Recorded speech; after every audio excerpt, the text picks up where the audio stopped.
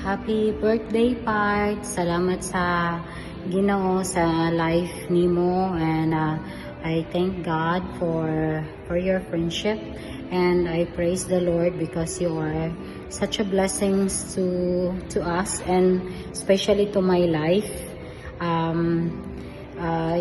Pinapasalamatan ko rin si Lord because He used you as an instrument to help us grow in our faith. And though you are 1 year younger than me, you always guide me and taught me on how to live a life na yung a life that is pleasing to the Lord, and lalo na sa pagtitipid. Thank you so much for teaching me and helping me to reach my goal. So praise God, and may the Lord bless you. May the Lord continue to give you good health, and may the Lord protects you, and may the Lord answer your prayers, and God bless you. Happy birthday, Pastor June! Hello, Pastor. Happy birthday. May the Lord bless you, keep you, and bring you peace on your birthday. Happy birthday! Happy birthday! Number 1! Yan ang pinakagwapo namin, Pastor. Woo! Pastor June. Woo! Happy birthday! Enjoy your day! Bye-bye! God bless! Happy birthday, Tito Junjun. We miss you. We love you. God bless us all.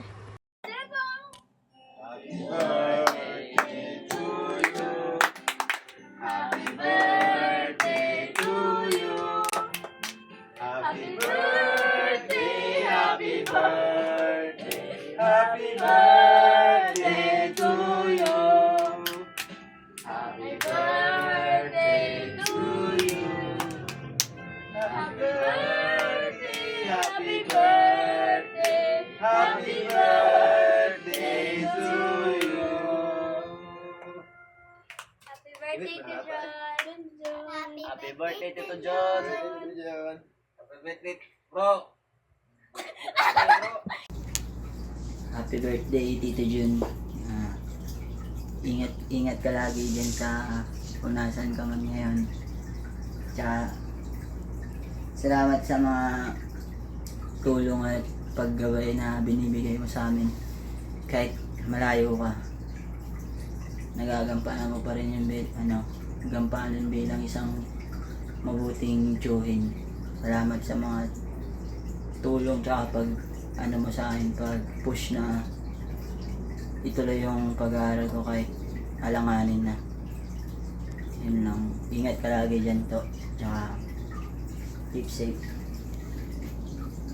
Happy birthday, Lola June. Malipayang adlaw na natawhan sa among hinigugman, Tito June. Ingat ka po always yan sa ibang bansa, at nais ko pong ipagdarasal kay Lord na ingatan po ang iyong kalusugan. Love you, Tito! Hello, Pastor John. Salamat sa pagiging mabuting pastor. Bibihira na ngayon ang nagiging pastor na may puso. At isa ka sa pinili ng Diyos para maglingkod sa Kanya.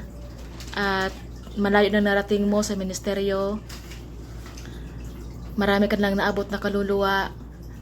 Talagang pinagpala ka ng Diyos kahit hindi man sa pera. Ano na lang yung pera segunda mano na lang yun.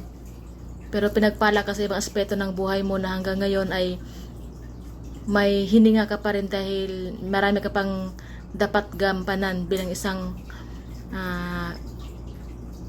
pastor. At sa darating na birthday mo, mas lalo kang pagpapalain ng Diyos dahil 42 ka na. Huwag mo na isipin yung ibang bagay na ikakalungkot mo, kundi kung ano yung blessing na ibinigay ng Diyos, doon ka mag-focus. Dahil nga, ang lahat ng bagay ay may purpose. Kahit hindi man natin nagustuhan yung mga pangyayari, pero dapat laging masaya. Maging masaya ka sa birthday mo dahil malapit ka na makabili ulit ng gitara. Happy birthday, God bless you more. Nakauna yan. Shout out sa mga 4 minutes lang. Good evening, everybody. Salamat sa Diyos sa birthday sa anak kong pinakagwapo. Bukas, gwapong-gwapo na yan sa iyang birthday na 42 years old. Happy talaga ako panong pinakagwapo siya bukas. So, pasalamatan ko ang Diyos bisan sa mga pagsubok sa buhay. Survive pa rin. Ganyan naman talagang buhay.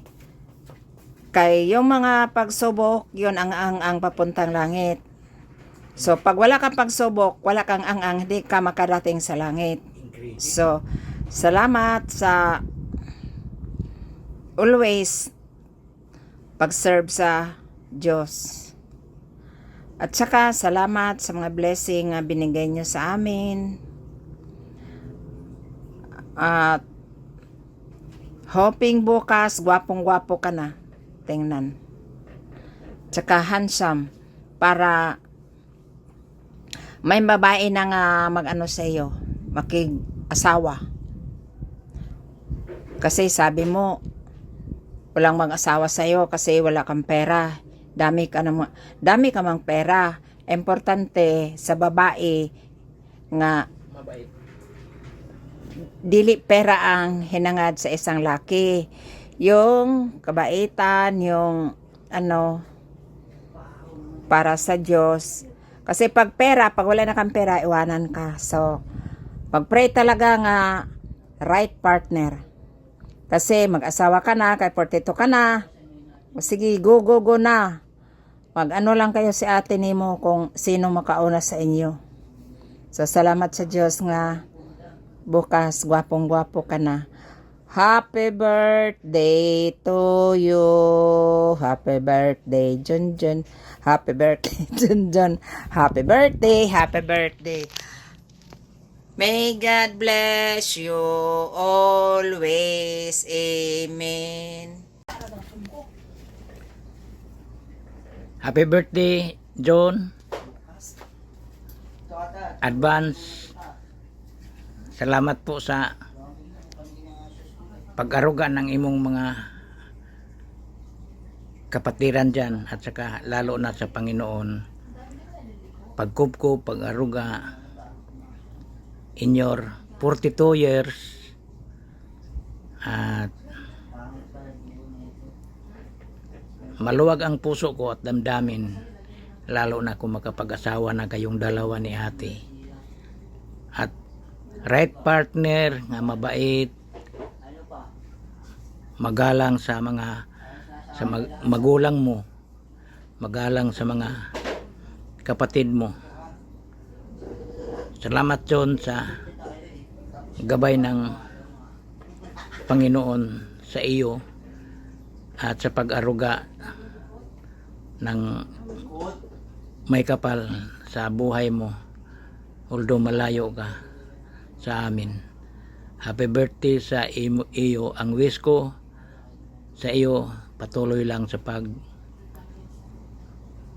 lilingkod at salamat, nagpreman pa rin kami sa iyo na pagpalain ka in other matters, pagpalain ng pera, pagpalain ng kalakasan, lalo na yung mga karamdaman mo, pagalingin ka ng Panginoon. Salamat po sa mga kapatiran dyan nga sinasamahan ka. To God be the glory. In Jesus' name, Amen. Day! Ano ba yun? Yan, isinggit ka. Hindi ko pa ano pagpatay ito. Hello? Ayan, naririnig niyo ako?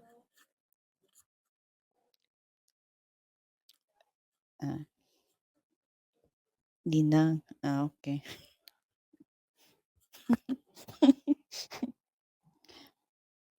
Narinig ko yung bati ng mama mo. Ikaw talaga ang pinaka-pogi talaga. Happy birthday. Poging-pogi ka talaga ngayon.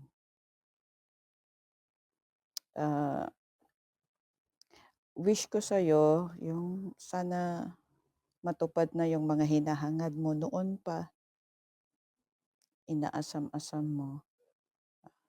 Alam natin yan, pinag-uusapan natin yan. Sana matupad na na maging ninang ako. Hinahangad mo na yan noon pa eh. Mm. Na ako ang maging ninang mo.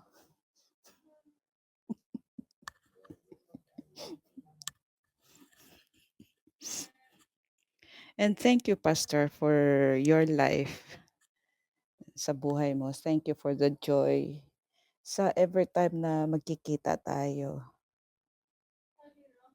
You always have that. You always carry that with you.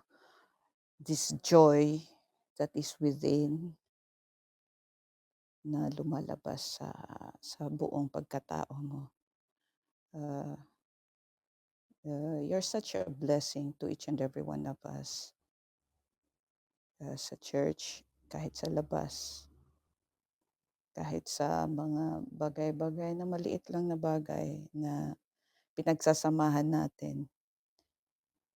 At yung mga pinag-uusapan natin ng kung anik-anik. Alam mo na yon. Yung mga struggles natin, tsaka yung mga strength din, yung mga experiences with the Lord. It's really something na nakakabigay ng gaan ng loob being with you and with the rest. Thank you for everything that you have done. Thank you for a life that has been that is dedicated to the service of God. Thank you for your humility. And we just pray that you continue to be useful to God, and may your hands be blessed by God abundantly. Be fruitful.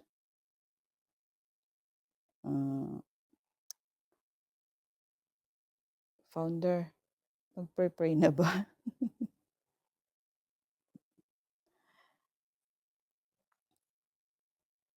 Sige.